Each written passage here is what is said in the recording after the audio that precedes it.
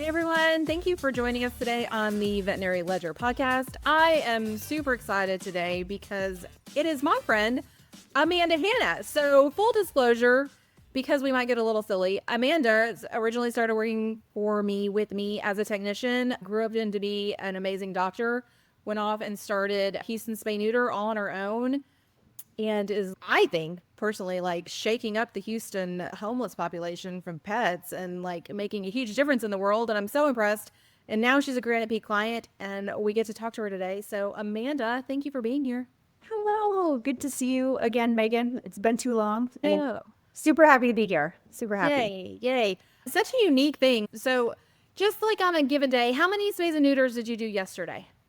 I don't typically count on a day-to-day basis. So I think on average, we're doing anywhere between 65 and our biggest day so far has been 96, which was a week ago this past Monday. Yesterday, I think we did in the high 70s. Okay, 78, something like that. So, that's insane.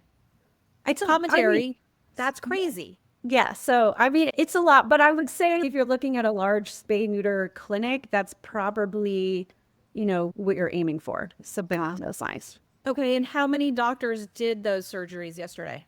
So there were two of us cutting, like just cutting. And then there was a doctor doing dentals who would do the odd spay or neuter while she was waiting for that dental to be done.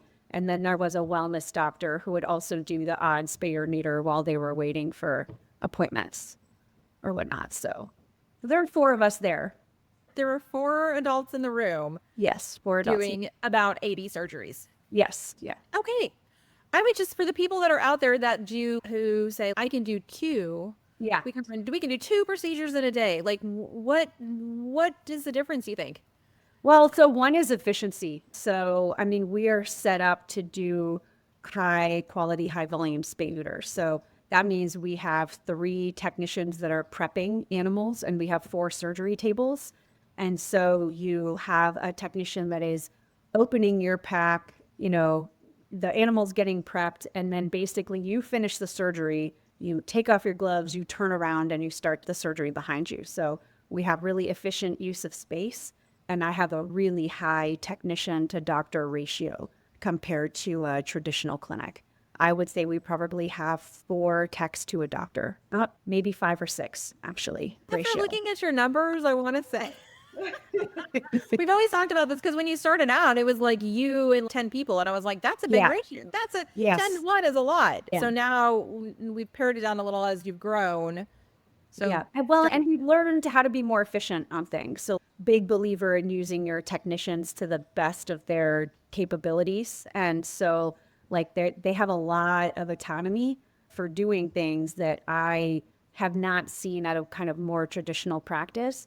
But that allows me to be able to be kind of simultaneously keeping track of multiple things. Like I could not do it without the technicians that I have. You could not take a standard GP practice and do this safely at all. This is what over the course of 4 years we have found to be scalable and safe and allows me and 3 other doctors. I mean, it's not uncommon for us to have 140 patients come in and out of the clinic on a given day with 4 doctors. And so you have to be using your technicians efficiently in order to do that. I think it's safe to say that most GPs don't want to do this, but we're all glad that you're there. We're glad that I mean, somebody does. I love what I do though. I mean, I don't know. I get to help the shelter population. I love working with low income clients. And then also I love, I think my technicians tend to be really fulfilled because they're not just restraining and taking notes, which is, I think, a lot of what they do in a lot of other clinics. So, the opportunity for them to do a lot exists at our clinic. And I think that attracts a certain type of technician. So you started out, I mean, you were a technician, you've done all the things. Yeah. You went to school, you came back, you worked at a GP, small animal. Yeah. And then what sparked this? Like how did this come to be? So what happened was you probably remember, had a couple of spays that were like my first ones outside of school that were not my proudest moments as a baby vet. And so like the animals did fine, but it was not a happy experience for me. animals probably did not have a great time. And the rescue that they were associated with was like, hey, we don't know who this Dr. Hanna is, but we really don't want her working on our animals anymore. And so I had a roommate of mine who was a year below me in vet school, and she was doing an externship at the large municipal shelter here in Houston. And she talked to the medical director there at the time, and I was, kind of bemoaning my surgical lack of acumen to her. And she said, hey, I talked to him and he said, if you want to come and like practice doing surgery, you can do that. And so I started going every Tuesday and I just loved it. Like I had a wonderful experience at the general practice that I was at. But I had a Great wonderful management, right? Yes, I mean, I had a wonderful experience there, but I would say that especially when it came to kind of spays and neuters, their comfort level was not necessarily always there. And now having kind of been through the gamut of things, I can see why.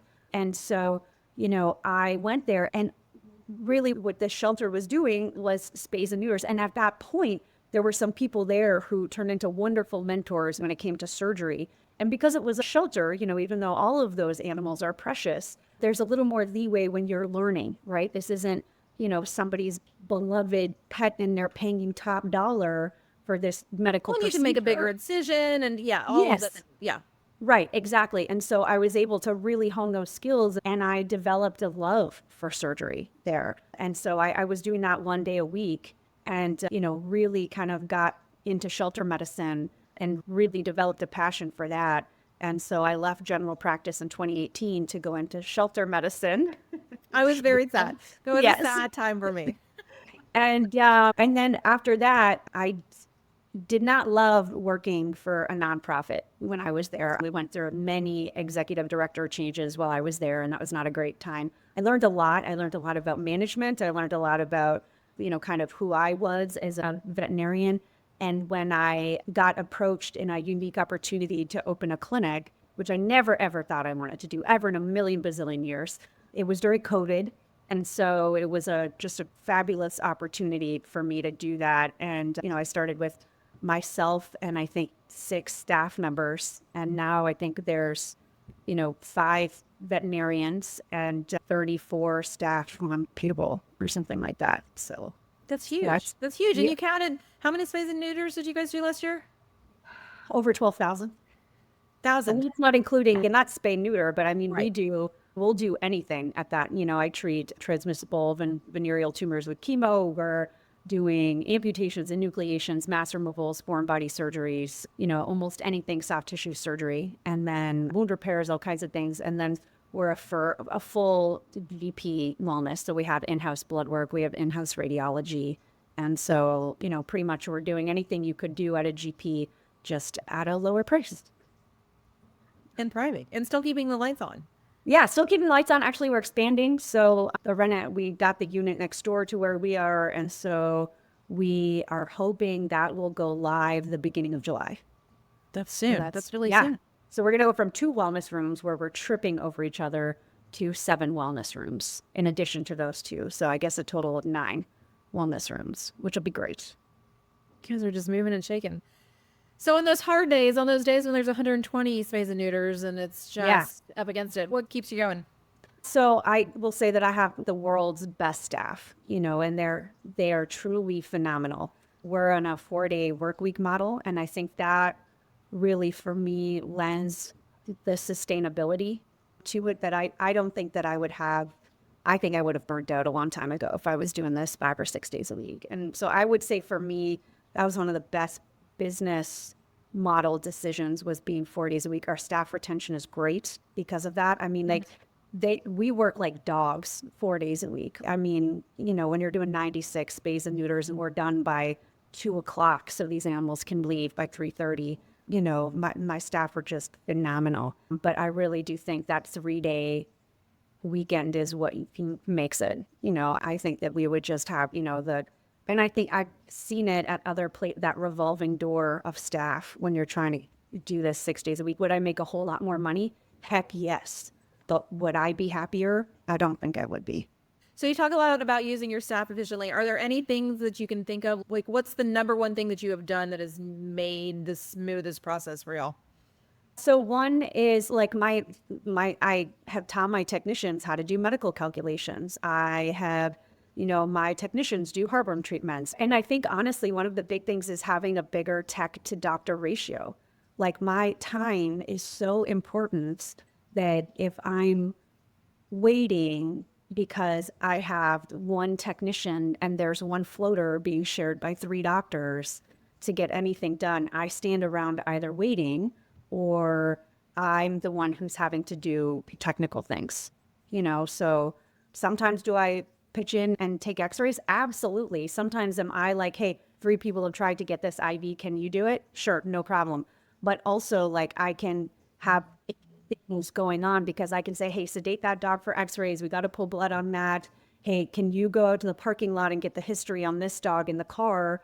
And they can all be doing that. And I'm, yes, sometimes running around like a chicken with my head cut off, but also I'm not needed to do all of those things. I can say, hey, here for a med pickup, they need, Serenial, Metro, whatever. And my technicians can work out that math, and I was an LVT for 10 years. Okay. I went to tech school in Canada. Like I know what these people are capable of. I know what they can do. They're highly intelligent and they are so much more than just note takers and restrainers and pill counters. So I think for me, using them to their capacity has really helped. Also, we don't really answer the phones. So I have three receptionists, for that volume of, people who come through.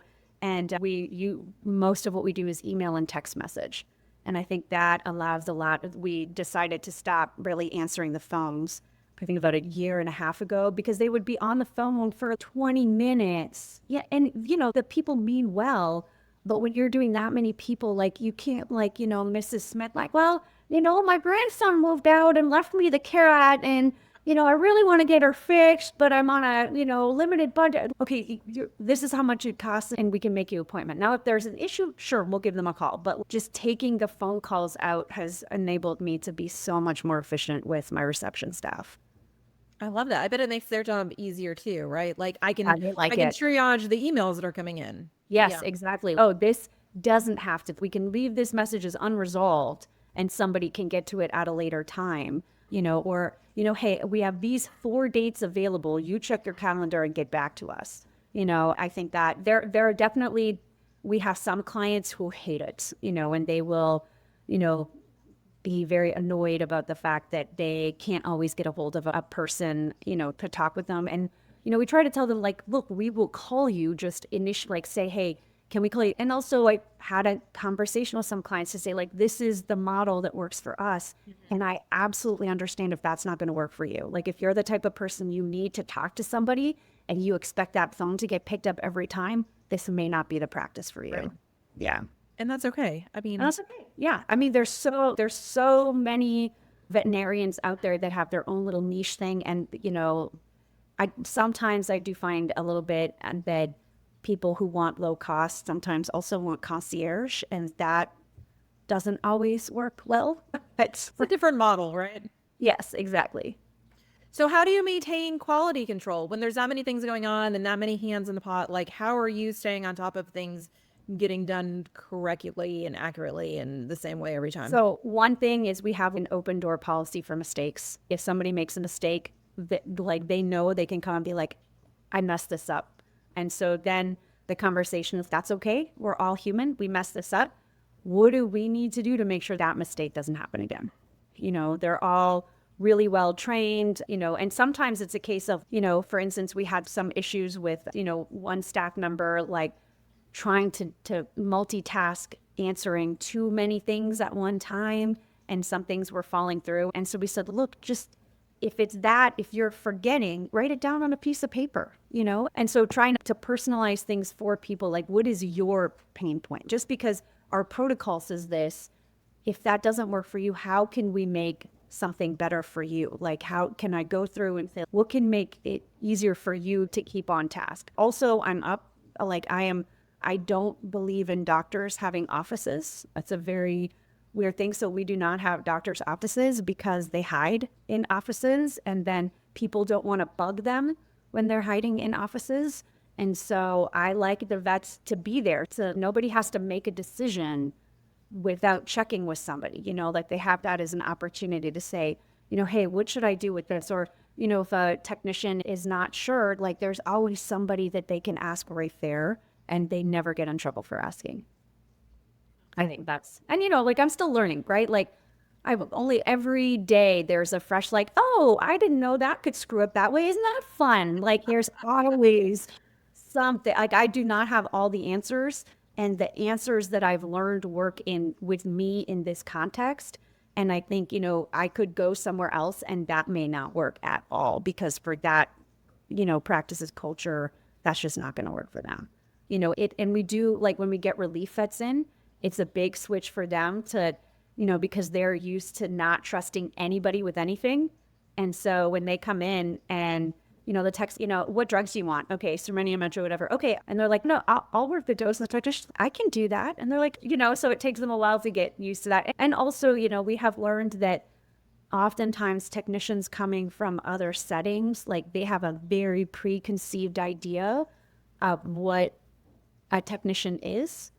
And it can be really just a total, brain shakeup for them to come in and to see other technicians doing stuff that they thought only doctors did, and we have had some technicians where it just they couldn't get out of that mindset of what we do with the technician, what they're allowed to do and what I'd like for them to do. And they just, never really felt comfortable with that. And that's okay. That's okay. It's a very niche, weird setup compared to, I think, a lot of what's out there, especially when you're looking at corporate. And I think that it's and that also helps me love what I do, right? Because it's me, my heart and soul poured into that. And, it helps me to be a better doctor, to have, these better trained staff rather to be like, did you mean that dose? No, I did not. Thank you so much. That kind of thing. Well, it takes a village, right? And I think being able to be fluid and adaptable is so important, especially when you've got so much going on, right? Like it's not going to work for everybody. So let's do the best that we can do and let's change it. And having the humility to say, okay, this isn't working, let's try something else. I think that's really important. So if somebody were interested in do you have any sage advice that's, oh, this is how I would have done this differently? Or we've grown really quickly. And so, part of what made us quirky when I first started, it was like, oh, this is fine. Those little quirks that were easy, I guess, that didn't really impact much when there were 6 of us. I see how some of those quirks, if I had been more methodical or more protocol driven, maybe wouldn't have become an issue. It was very grassroots organic when it started. And so things there were no protocols. This was just Amanda doing her thing and who's coming along with her. And, oh yeah, this is how it's going to work. And every, I'm not very good at planning. And so I'm not very good at, thinking things through. It tends to be a little knee jerk reaction with stuff. So, oh my God, that doesn't work. We got to change it. Instead of, well, if you had thought through this change, maybe you would have seen some of the good and the bad. And that's just my own impetuousness. And for lack of a better term, maybe ADD, ish. And I love my practice manager. She's one of the best human beings I know, but we're kind of the same in that way. And so neither of us are very methodical. And so I think we probably spend more time with our hair on fire than we need to, because we are not great about putting protocols in place, And so that's something, as I'm getting bigger and I'm realizing when you have 6 people, you can just have an understanding of, hey, this is how things go. When you have 34 people, and I was friends with all of those people when we started, right? They were people that I had brought from, the nonprofit world and whatnot. And now, I have staff where I'm not even sure I know their last name. And so you can't have that, it's just going to flow. You can't just flow anymore. Now it's I always try to think, all right, before it used to be just six of us, in a, one of those like boats that's like those skim boats that's going along the River Thames, and everybody's, going in the same direction, and it was super easy. Well, now I have this giant sailboat with all of these oars in the water, and it's really apparent when there's no captain because we're just spinning in a circle. Like the oars are not all going in the same direction because there's sometimes I'm like, oh shoot, there's no captain right now. I have to like, where are we going? What's the goal? What are we trying to do? How are we going to do it? And I have to step back and say, okay, I have to think of these things. And I don't love the procedural part of management. I do not love that at all. I like being in the thick of it. And, I don't, what is our SOP for scheduling heartburn treatments? I hate that kind of stuff. But I recognize now that if I had been better about that when I first started, I probably wouldn't have to now go back and retrace things and figure out like, oh, now what is our protocol going to be? So I would say that would be some advice. I hope you take your own advice as you expand into wellness. I mean, we're working on it. I mean, but again, that is one of my personality flaws is just to charge headfirst into things. And I know that there's definitely some charging going on right now. But it's gotten you this far, right? And you're the fearless leader, and you've always been the type you're like, sure, let's do it. I don't know, didn't you like take some sort of egg sac out of a lizard? Or I mean, like you just do anything. Like you're like, okay, I'll try it. Yes. Yeah. And that's part of, what allows me to love my job is I never know what is going to walk in that door. And I love that. Sometimes it is just chaos, and I don't necessarily love those days when I have, when you're doing that many animals, inevitably something is going to go sideways at some point, but when something is going sideways and you have 4 procedures, that's a thing, right? But when something's going sideways and you have 80 procedures, that's like, how do you keep everything else going and you're dealing with this right here, or what like a staff, all of the little idiosyncratic things about staffing, these staff members are, getting in a tiff over here, or, it's raining and we have 12 staff members that are late, because it's raining somewhere. And so, and you've still got to check in those 80 animals, how's that going? So those are all of those kind of things that I dislike, but the doing crazy stuff or, the helping people, that allows me to keep going on it. And, you learn this sucks. And so we're going to change this. And then, you're like, okay, great. So I fixed that problem. And then you just keep chugging until you're like, oh, now I didn't even know this was a problem. Now I get to deal with that. But I think that's also the inevitability of dealing with people and dealing with medicine and, the expense of things. Like I used to be real picky about what kind of surgical glue I used or what kind of suture I used. And now as a business owner and I'm looking at these costs and costs are going up, I'm, making my practice manager much happier when she's, hey, I can get this cheaper suture over here. And I'm like, great, that sounds awesome. Or she's, I know you don't like these surgery gloves. And I'm like, nope, I'll make them work. Yeah, it all adds up, especially in volume. Like a little tweak can make a big difference. Yes, absolutely. So you talk about all these big things and like how, adaptability and changing. Was there anything that you were like, F it, I just shut it all down. I don't want to do it anymore? Oh yeah, absolutely. I always joke that's my like, why aren't I a garbage man moment? And so usually that happens when, you have a particularly bad outcome for something, and there's been a lot of investment by people in the clinic in a case or something like that, and it goes poorly. You're trying to keep up their morale when something happens, right? And, make sure that, you're dealing with biology, right? Like you're going to have an anesthetic event here and there. And we have like our safety rates are phenomenal, but when you're doing these volumes, something is going to happen every now and then. And so, like making sure that people feel that they have, the wherewithal to grieve and to be okay and to not get compassion fatigue, that's super important, but also like letting them have that moment and still you have 75 more surgeries to go. So we got to keep going. So like those, and inevitably those are the moments when if I just had to deal with that, like it wouldn't be so bad.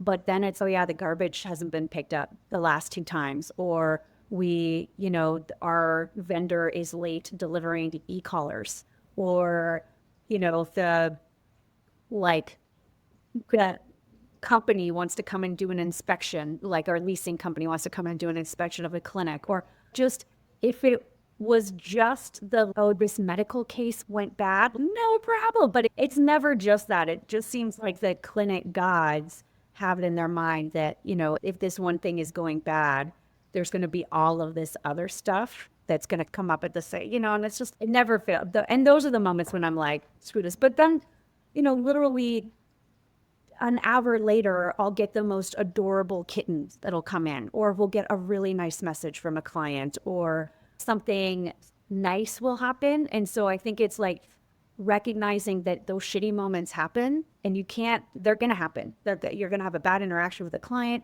You're going to have a bad case. You're going to have a bad review, like whatever, you're going to have it. But whatever time and energy you take out of yourself to deal with those, you have to put it back in with the good stuff. And you have to say, all right, that sucks. And maybe I'll compartmentalize it and deal with it later. But I have to deal with this in front of me. And I'm going to bring in the good interactions. And I'm going to bring in, the joke in the clinic, or, here's a really cute puppy licking my face. You have to, whatever you take out in a day, you have to fill in with something good too, And I think that we don't do enough of that in our field. We just, the bad leaves and leaves and leaves, and we don't let any good in. And you have to work at that. You have to say, like, I recognize that sucked and I didn't want it to happen, and I'm worried about it, or or I was worried about a board complaint. You're always going to be worried about that, but you have to just make a break and not let it kill you. Otherwise you'll hate what you do. And then recognize that you have this wonderful client who just came in, or, your, favorite client bought the clinic tacos or tips treats, or, here's an adorable cat, or, we do a lot of rescue stuff. And so here's an update from a dog you helped, and here's their new home in Colorado. You have to let that stuff in just as much as you let the bad stuff in. Yeah, the ups and the downs. We're going to wrap. This is my last question, because I want people to understand you as a person, and maybe that this is not for everyone. Why don't you tell them what you do for fun on the weekends? Yeah, so your current passion project.